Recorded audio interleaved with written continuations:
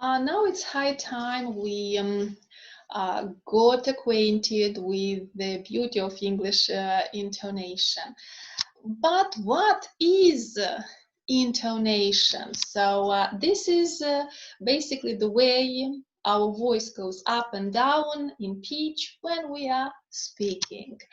Um, so this is an extremely important part of the way we express our thoughts, ideas, feelings, attitudes. So here we have to look for the true meaning, to the way at the way we vary the pitch of our voice. Um, Intonation enables us to understand others. And it's kind of sensitive because there is no tacit agreement between speakers that the way I'm using the intonation renders a specific meaning. No, we have to decode it appropriately.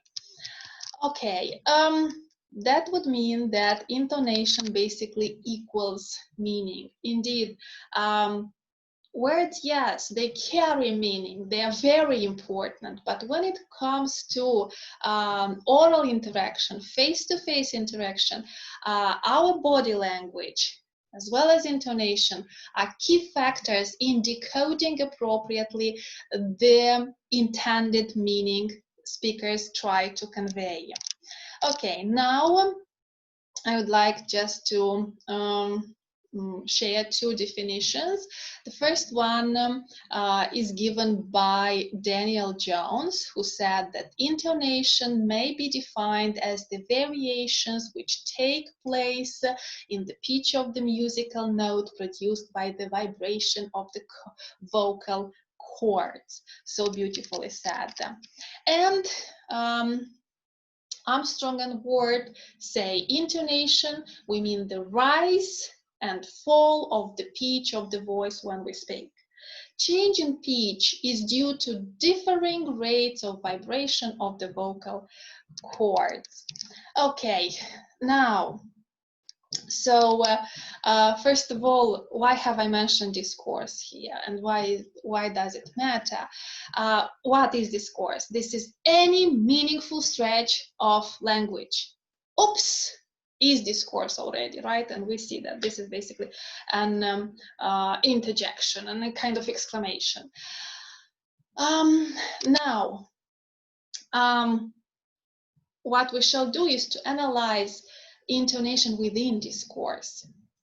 And analyzing intonation within discourse implies that the wider context of a conversation, monologue, is taken into account. In this way, we are able to see how intonation conveys ideas and information.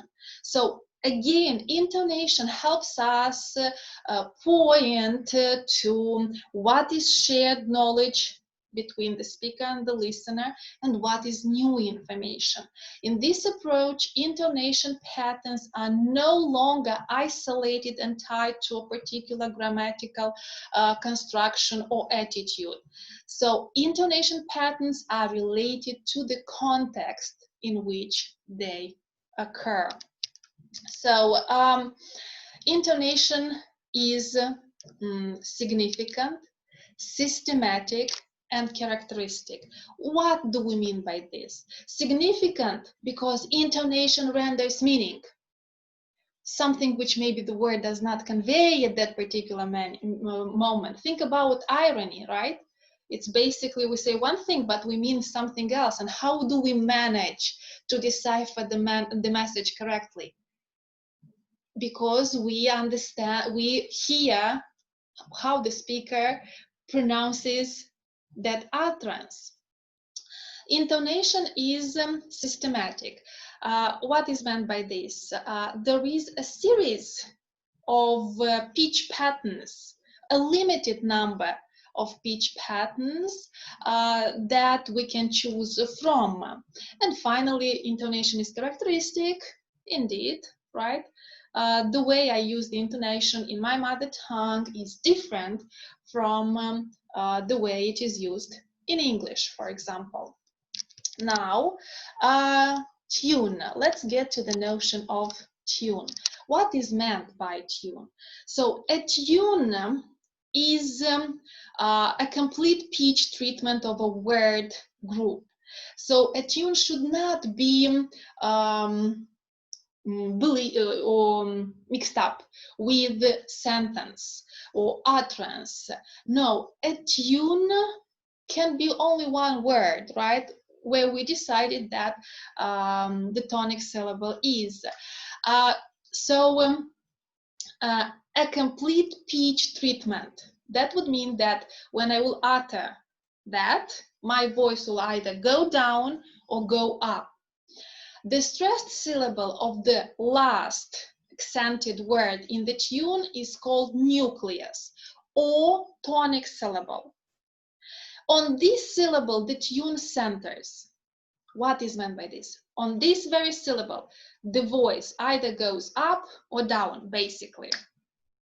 The part of the tune that precedes the nucleus is the pattern that can be divided into head. The head begins when the onset syllable is, and pre-head. So the head begins with the stressed syllable of the first accented word before the nucleus and ends with the syllable preceding the nucleus. The pre-head consists of any syllables before the stressed syllable of the first accented word. What follows the nucleus is called tail. Maybe this is a little bit confusing. Let me show you an example. So this is an utterance which has been transcribed. Yes, this is how it looks in transcription. Now, I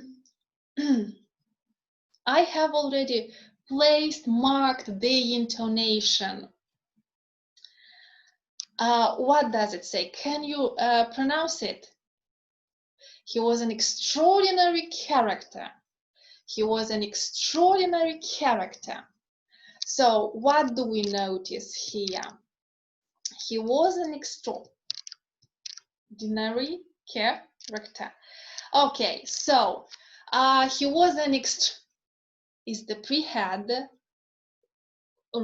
extraordinary is the head, care is the nucleus, right, where the intonation falls, and what follows next is the tail, and it continues the pitch of the nucleus. He was an extraordinary character. And what happens to my intonation? It falls. Okay, now what are the tunes? There is low fall, and actually that was an example of low fall. What can we notice is that the voice falls from a medium to a very low pitch. He was an extraordinary character. We have high fall. That would mean that the voice falls from a high to a very low pitch. Rise fall, we can say that the voice first rises from a fairly low pitch to a high pitch and then falls to a very low pitch. And finally, there's the low rise. That means that the voice first falls from a fairly high to a rather low pitch and then rises to a medium pitch. So I would say that basically what we operate, the patterns, the pitch patterns we use are low fall and low rise in most cases. And let's analyze another example. We have she lives in London, right? What kind of pitch pattern would it be? What kind of tune? Definitely low fall, right? She lives in London. Okay, another way to graphically represent it. Now, what about this utterance? What would be the onset syllable? What would be the tonic syllable? Okay, here we have two tunes, right? She lived in London since she was 20. Okay, the graphic representation. Okay, now I would like you to tell me what would be the difference. So we have the same sentence, but we have two different pitch patterns. What time does the train leave? What time does the train leave? Okay, by using different pitch patterns,